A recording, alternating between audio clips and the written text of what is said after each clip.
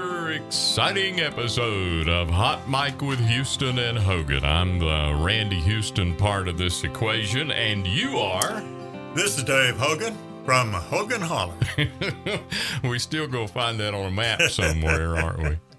Good to see you, Dave. Hey, we want to say thank you so much to Chuck Rice, who was our guest on Hot Mic with Houston and Hogan, actually the past couple of episodes, and a lot of you liked hearing from Chuck again and us telling old radio stories, and we appreciate that very much, Chuck. We have another Rice guest in our studio today, right, Dave? We're delighted to have Arthur Rice, and we've talked about radio history, we've talked about country music history, and today we're going to concentrate on gospel music history. We're going to talk with Arthur Rice, who grew up in Buncombe County in the Weaverville area and has been involved in gospel music all his life. Hello, Arthur. Hello. Fantastic having you on the podcast today. Listen, I can't tell you what an honor it is to sit here and talk to you guys, and what a blessing you guys have been to me through my life. I believe in giving roses while you can still enjoy them, and I just want you guys to know what an honor it is for me to be here, and I thank you for asking me. I really do. You know that Thank you. English character that appeared on the Andy Griffith Show occasionally. The butler. Yes. Yeah. What was his name? I can't remember his name. But he had Wendell. something of that like that. Winfield or something like that. Something. Yeah. You all know who I'm talking about. Yeah. But he would always say, "Aren't you nice?" Arthur, aren't you nice, for all those those kind words. Well, seriously, I mean, when I was growing up, radio was such a huge part of everybody's life, really. Right. But with my life, I remember, as a kid, before I went to school, my parents would drop me off at my grandmother's house, and man, the radio was tuned to WWNC, and the knobs were pulled off of it, and it played 24 hours a day, And there's such a vivid memory of you guys and what an impact you've been. And Scotty Rodehammer, man! I want to try to get him on our podcast. I really do. He's doing great. That's all. I mean, you guys were just, you guys played the music that became the soundtrack to my life. Well, bless and your so heart. many others. The country music was so rich and good, and then we couldn't wait till hymn time. We played a song of faith every hour. Every hour. And it was my favorite part of the hour. And I've been such a fan of gospel music since childhood. And a large part of my childhood and gospel music was right back to the radio with Dave Hogan on Sunday morning hymn time at WSKY. Absolutely. So it's all connected here. Well, there was only a couple stations, growing up that we listened to, and that was WWNC or WSKY. Yeah. And then Wise kind of came along and kind when of we were teenagers. Yes. Yeah. And so that was it. I mean, right. really. And so we got all our information from the radio station. The music was such a rich part of our life. And every time a snowflake came down, yeah. Is there going to be school today? Yeah. Today. Yeah. Radio, people depended on radio to find out that information, and now the schools just send out an email blast. Yeah. Text blast.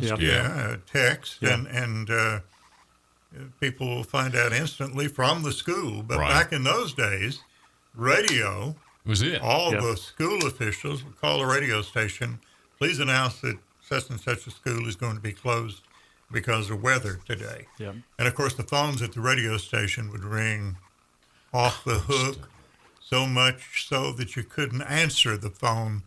And I would, bring in my wife or somebody to help out when it was threatening weather because of all those phone calls that came in. Especially on Sunday mornings when the church services were involved. That would be just a phenomenal Sunday morning. Yeah. But I that song of faith every hour, that was a chance for me to go back and relive some of my childhood by playing songs from the Happy Goodman family and the Seago brothers and Naomi and And the list goes on Yeah. and on of those Well, childhood we heroes. looked forward to that moment because Yeah. we never knew what you were going to play. We were always anticipating, Yeah. okay, who we're going to hear, who we're going to hear this hour. And, it gave us a chance to hear a lot of the groups that we couldn't hear. They would come through the area Right. every once in a while, but it was just, Yeah. it kept that music alive and kept it in our hearts. It really did. And of course, the Kingsman Quartet. Let's do a little bio of Arthur Rice, our guest right now. Arthur will elaborate on this as we go through the podcast. Arthur, as I mentioned earlier, was raised in the Weaverville area and grew up actually in gospel music from the time he was sitting on his mom's knee. And then sang with the Rice family, family group. And your first professional job was with the famed Kingsman Quartet. And then you were with Squire Parsons for a while. By the way, how's Squire's health? He's doing good. I talked to him the other day. He's doing good. Trying to get trying to get out. If Linda let him out of the house, I think he'd be a lot better. But People ask me. keeps I often run into people who will ask about Squire Parsons because he had a real battle with illness. Yes. The last time I heard. Yes.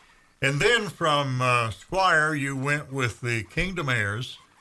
I call them the Dollywood Quartet often when I introduce them on the radio. Here are the Kingdom Heirs, the Dollywood Quartet. And you were the lead singer for the Kingdom Heirs for over 27 years. Oh, wow. And you left the Kingdom Heirs just recently in 2023. And 22 actually, so 2022. Be 2 years. Be 2 years. Almost 2 years. So yeah. And you are the minister of music at Trinity Baptist Church in Asheville. And we'll elaborate on your career as we go through the program. And we'll talk more about Trinity Baptist Church and what you're doing there a little later. But you're also the president of the Southern Gospel Music Association. Yes.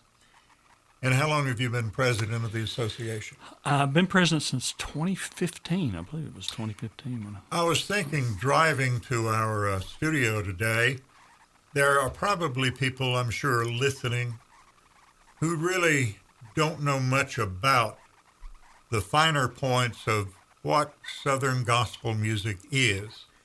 Why don't you define for us a Southern gospel music quartet and the different parts? Of course, quartet indicates that there are four people. And let's talk about a male quartet now and tell us what a male quartet in Southern gospel music consists of.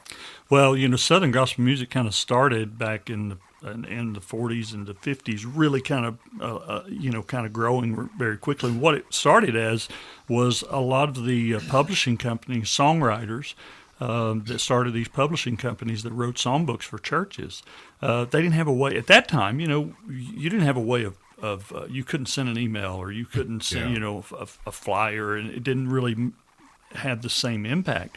So what they would do was they would hire 4 singers and create a quartet or trio, and then they would send them all around the country to sing, and they would sing their songs so that they could sell songbooks to the churches. That's kind of how our music kind of got started. Okay, I didn't realize that. And then as it grew, the quartets kind of started on their own and kind of went out on their own and that sort of thing.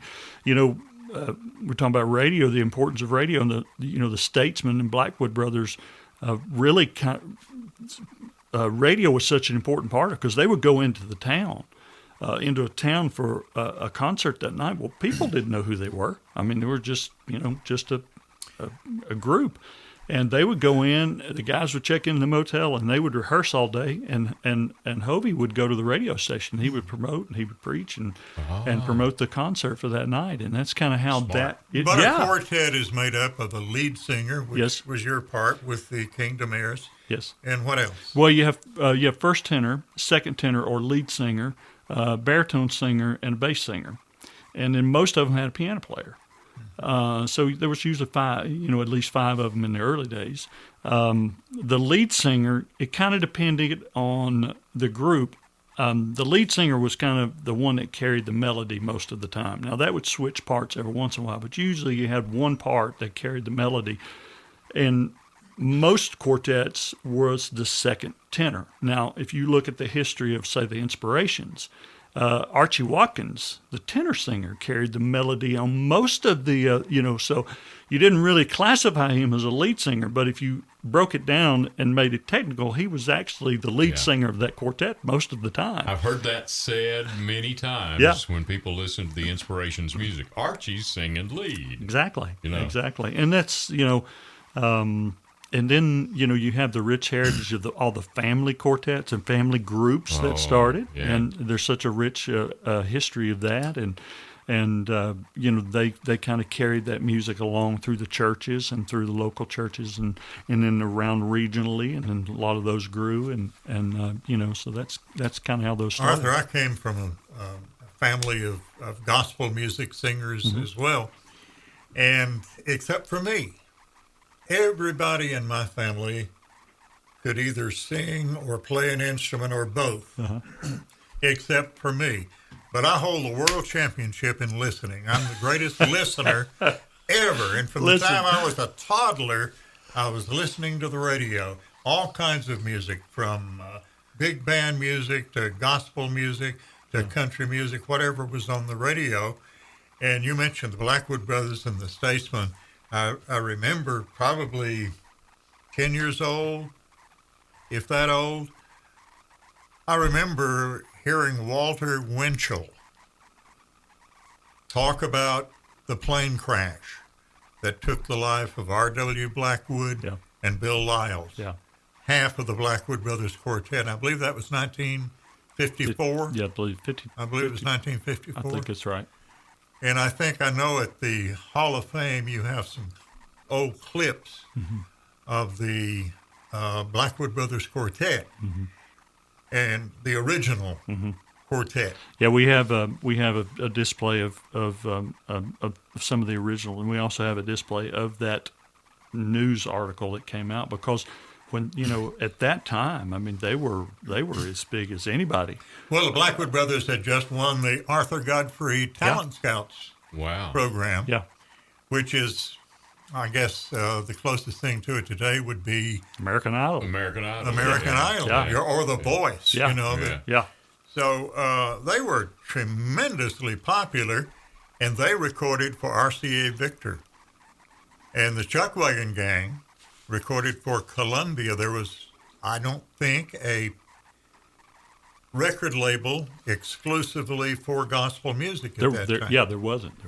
And so these quartets, the early gospel quartets, were on major labels. But I also remember quartets like the Swanee River Boys and the Browns Ferry Four. Grandpa Jones, Merle Travis, one of the great guitar players of all time, and also a songwriter, wrote songs like 16 Tons. Grandpa Jones, Merle Travis, and Alton and Raven Delmore. The Delmore brothers made up the Browns Ferry Four gospel quartet. Yeah.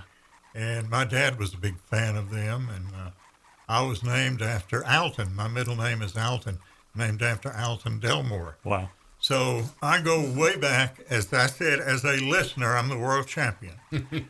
But I listened to the announcers, and that's why I got into DJ work later on. But you guys who are singers, and Randy's got some background in singing gospel music as well, you guys need listeners, don't you? Absolutely. You got to have listeners. Absolutely. I tell people all the time, listen, if we didn't have people that could listen, there would be nothing but singers singing to singers. For sure. But going to your story, I love how God works in people's lives. It's like for you, your family was singers. You were not, but undoubtedly you have reached more people in your radio years and talking than anybody. That's how God works, and I love that. Well, most of my radio career, 90% of it, I did a Sunday morning gospel hymn time program, no matter what the format was during the week. On Sunday morning, I played gospel music. And I looked at it as a ministry, really. Mm-hmm. And you mentioned Trinity Baptist Church, where you're now the minister of music.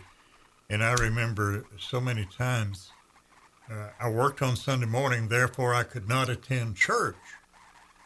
It was kind of like church to me doing that program. Mm-hmm.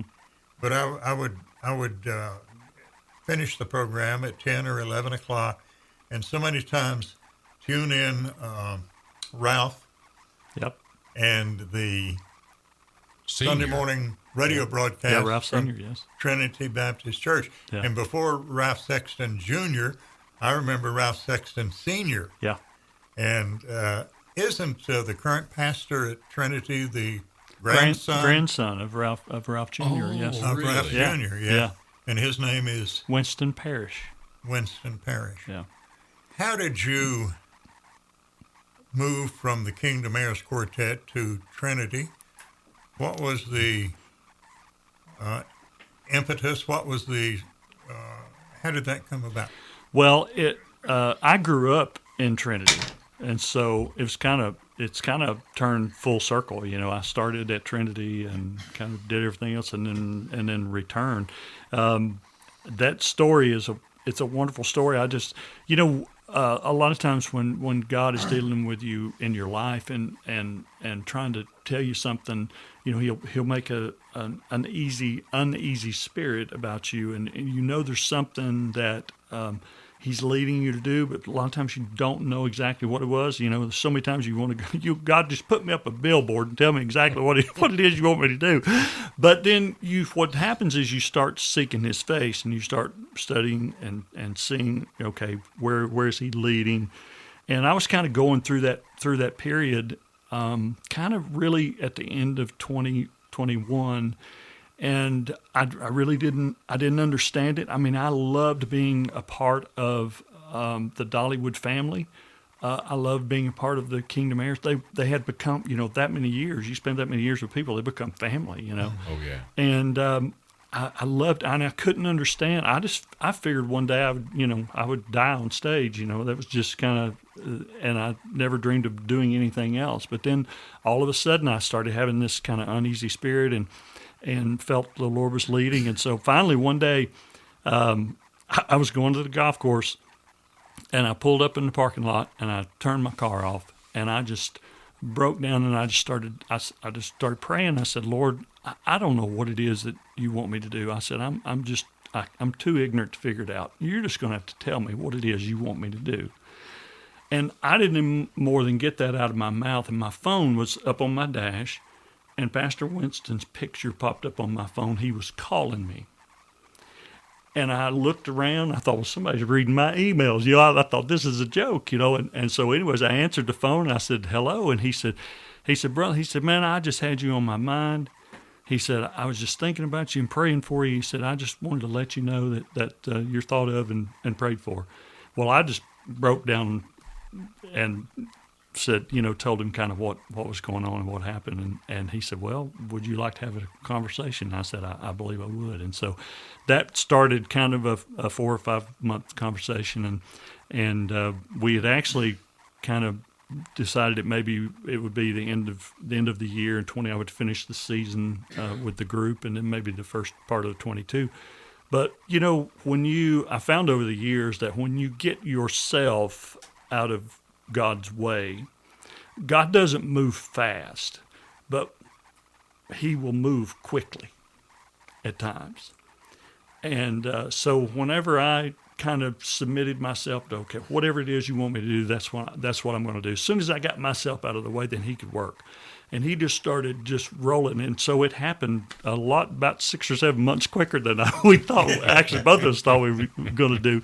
But everything, the transition, leaving the group, they took it so well and were so supportive, and my family was just a great experience. And if you're to know that you're in God, the center of God's will, means so much. It's such a comfort. It really is. Really is. Randy, how are we on time? Do we need to take a break? Is it about time to take a break? It's about time to take a break and come back and talk about the life you have now at Trinity and what you do there. And also, I want to know a little bit more about what it's like to work at Dollywood. Oh, yeah, that's a good idea. Yeah, let's talk about and maybe work that you've done with Dolly.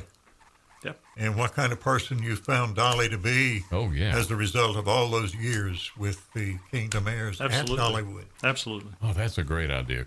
Come back and join us again for Hot Mic with Houston and Hogan. Our guest today, Arthur Rice, and we'll be back with him in another episode coming soon. Thank you for joining us. Be sure to click the subscribe button for another episode of Hot Mic with Randy Houston and Dave Hogan.